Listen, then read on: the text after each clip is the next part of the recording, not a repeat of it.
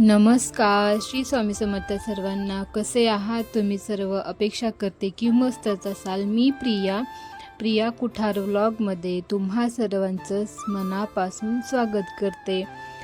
तर स्वामी प्रकट दिन ज्या दिवशी होतं ना त्या दिवशीचा हा व्हिडिओ आहे. तर मी म्हणजे मला जे काही सापडतं ना घरामध्ये की त्याच्याने मी पूजा करत असते. एवढं नसते की बाबा हे नाही की ते आणास हे पाहिजेलच, तसं काही नसतं माझं. माझ्या हातामध्ये जे काही येईल ना म्हणजे त्या पण स्वामींच्याच प्रिय वस्तू मला भेटून जातात. मी आधी तर पाण्याने अभिषेक केलं, परत दुधाने करायचं किंवा हळद, कुंकू, अष्टगंध, चंदन, गुलाल वगैरे, मध, आपल्याला जे काही घरामध्ये भेटतं ना मग त्याच्याने अभिषेक करायचं. जरी काही नाही भेटलं तरी फक्त पाण्याने सुद्धा आपण महाराजांची मंत्र म्हणत म्हणत अभिषेक केलं तरी पण चालतं. तर आज महाराजांचा प्रकट दिनी होता आणि आज महाराजांनी खूप खूप मोठी भेट मला दिली, जे की मी कधीच विसरू शकत नाही. तर ते कुठले आहे ते पुढे तुम्हाला समजेलच. तर इथं मी अगोदर हळदीनं केलं, नाही सॉरी हळद नाही आहे, हे चंदन आहे, अष्टगंध वगैरे जे काही मला भेटलं ना मी त्याच्याने अभिषेक केलं.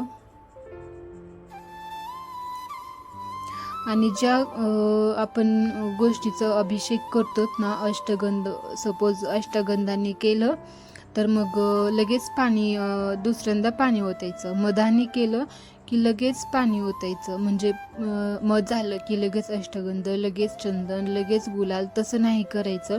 म्हणजे एक एक गोष्ट तुम्ही अभिषेक करून लगेच पाणी ओतायचं.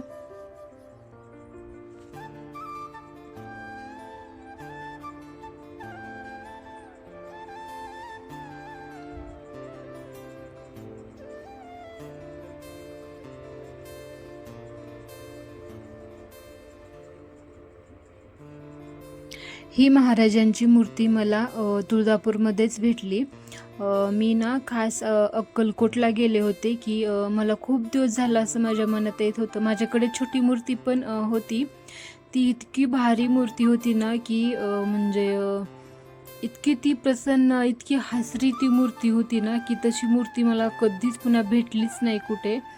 तर पण मला अशी मूर्ती पाहिजे होती की जिचं मी मोठं अभिषेक वगैरे करू शकते. ती खूप छोटी होती, तर मला हे अशी मोठीच खूप दिवसापासून पाहिजे होती मूर्ती. मी खूप खूप शोध घेतला, अक्षरशः लातूरला किंवा तुळजापूरमध्ये, अक्कलकोटला सुद्धा मी गेले पाहायला ही मूर्ती.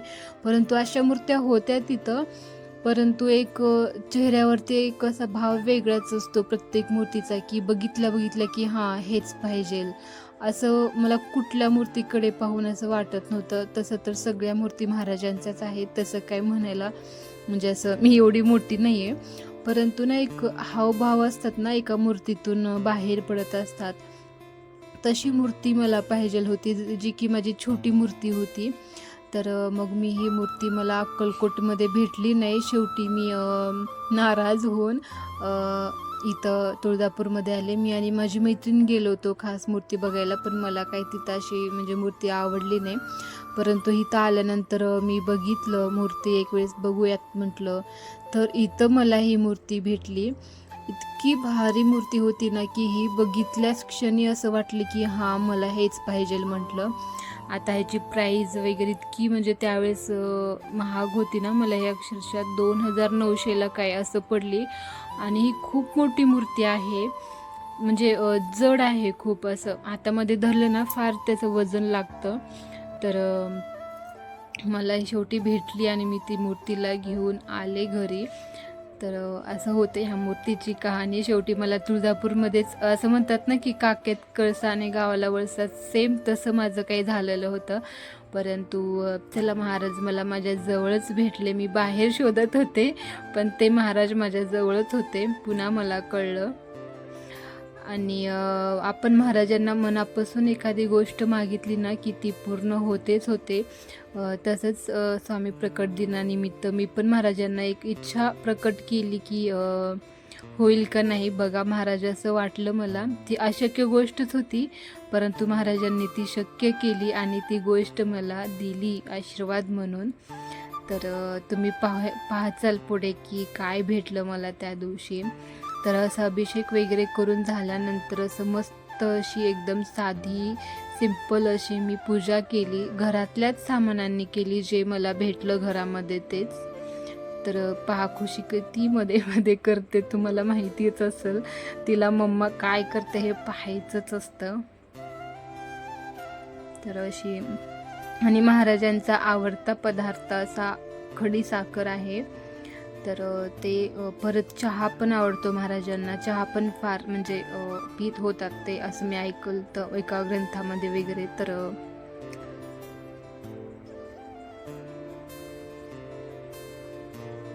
खूप छान अशी पूजा झालेली होती, इतकं घरात प्रसन्न असं वाटत होतं ना त्या दिवशी अक्षरशः. आणि आता हे पहा, गुढीपाडवा झाल्यानंतर जे आपण नारळ वगैरे फोडतोत ना, तर हे तेच होतं.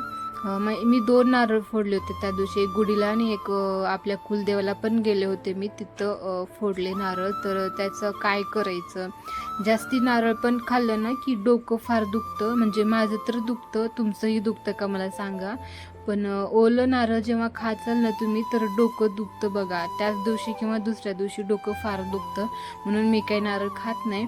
थोडंफार खुशीला आवडतं, तिला पण थोडंसंच दिलं लिमिटमध्ये. आणि परत मी ह्याला असं खिसून घेतले, चाकूनं त्याच्या कापण्या करण्यापेक्षा, विळीनं कापण्या करण्यापेक्षा फार वेळ लागतो. मग मी काय करते, हे चिप्सचं जे असते ना त्याच्याने तसं खिसून उन्हाला ठेवते. आणि आता ऊन पण खूप कडक आहे ना, तर एका दिवसात हे वाळून जातं, म्हणून ते असं ठेवायचं. आणि परत मिक्सरमध्ये वाटून त्याला आपण वांग्याच्या भाजीला म्हणा, बटाट्याच्या भाजीला किंवा सेपरेट ह्याचं पण वरण आपण करू शकतो, टोमॅटो वगैरे टाकून. तर असं उन्हाला ठेवायचं आणि मिक्सरमध्ये भरडून त्याला एका काचेच्याच भरणीमध्ये ठेवायचं, कारण यात थोडासा ओलसरपणा असतं, प्लास्टिकमध्ये जमत नाही, स्टीलमध्ये जमतं, परंतु काचेच्याच ह्याच्यात ठेवायचं. तर दुपारी थोडंसं निवांतच होते मी, तर हे एक पार्सल माझं मिशोवरून आलं होतं, जे की ना ज्यांना डोकेदुखीचा त्रास आहे, ज्यांना मानदुखी, पाठदुखी ज्यांना त्रास आहे ना, त्या महिलांसाठी हे खूप उपयुक्त आहे बरं का. कारण माझं ना पाठ दुखते आणि खुशीच्या बाबांचं ना थोडंसं मानेपासून पूर्ण हात दुखतो, तर त्यांच्यासाठीही मी मागवलं. तर हे मसाजर आहे, थोडंसं तिळाचं तेल वगैरे आपण लावून ना हे मसाज करायचं वरती. इतकं मस्त होतं ना हे, त्याला प्रेस करायचं, जोरात दाबून ठेवायचं, ते चालू होतं. चार्जिंगवरचं आहे ते, खूप लाईट वेट आहे आणि खूप मस्त आहे. असं इतकं भारी वाटत होतं ना, डोक्यामध्ये असं झोप येत होती अक्षरशः. पण ज्यांना कोणाला असं डोकेदुखीचा किंवा असं मानदुखीचा वगैरे त्रास होतो ना, त्यांच्यासाठी खूप खूप उपयुक्त ठरेल बरं का. आणि किती, फक्त 357 म्हणजे 350पर्यंत ह्याची प्राईज आहे. आणि शेवटी महाराजांनी गिफ्ट दिलं पार का. हे जे म्हणजे केंद्रामध्ये जे गेलो होतं ना आमचे, म्हणजे आरती आम्हाला मिळाली होती स्वामी प्रकट दिनानिमित्तच. आणि त्या दिवशी कोणाचं नैवेद्य होतं माहिती नाही, पण असं केंद्रामध्ये रूल आहे, ज्याचं नैवेद्य असतं ना तेच आरतीला उभारत असतात. पण त्या दिवशी माझं नैवेद्य नव्हतं, काहीही नव्हतं, तरीसुद्धा मला महाराजांनी तिथं आरतीला उभारू दिलं. तर ज्या कोण्या ताईचं नैवेद्य होतं ना, ज्यांची मला आरती भेटली, त्यांना थँक्यू अँड सॉरी बरं का. तर हे पहा, आम्ही जोडीनं इथं आरतीला उभारलेलो होतो.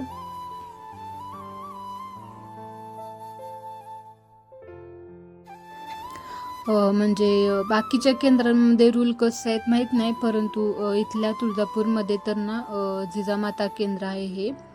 तर म्हणजे सकाळ, दुपार आणि संध्याकाळ, म्हणजे सकाळी 8, 10 आणि 6ची आरती असते.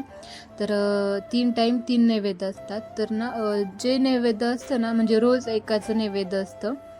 तर ज्यांचं कोणाचं नैवेद्य असतं ना, तर तेच आरतीला उभारत असतात. पण स्वामी प्रकट दिनानिमित्त ना इतका मोठा दिवस होता आणि ते त्यावेळेस मला आरती मिळाली, महाराजांनी इच्छा माझी पूर्ण केली.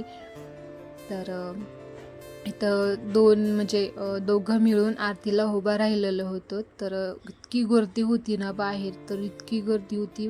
महिलांची आणि पुरुष कमी होते, पण महिलांची, लहान लेकरं होते, भरपूर खूप गर्दी होती.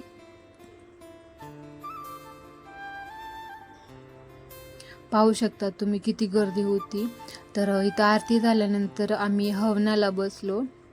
तर हवनाला पण जोडीनंच बसतात.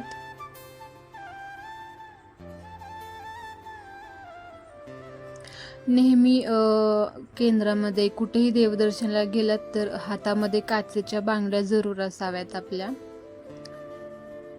तर पहा तुम्ही. आणि इथं शेवटी संध्याकाळी आलो घरी. तर इथं माझा वाढदिवस होता, त्या दिवशी स्वामी प्रकट दिन होता आणि माझाही प्रकट दिन होता. तर असा छोटंसं सेलिब्रेशन आम्ही केलं घरामध्ये. तर खुशीला तुम्ही पाहू शकता की तिनंच आज शेवटी ते जे असते ना ते उडवायचं, तिनंच ते लावली काडीपेटीनं, जे की मी तिच्या बाबाच्या बड्डे दिवशी लावू दिलं नव्हतं. तरी तिनं आज बोलायच्या आधी, सांगायच्या आधीच पटकन ते लावून दिली. मम्मा काय बोलायच्या आधीच म्हटलं. तिनं तिचं काम उरकून घेतलं. तर असा होता स्वामी प्रकट दिनाचा दिवस. इतका खास, इतका मस्त तो दिवस गेला ना माझ्यासाठी. फार आवडीचा होता आजचा दिवस. तर काय फेकली की खुशीनं, तिचं काय असतं की मध्ये मध्ये समजतच नाही मला.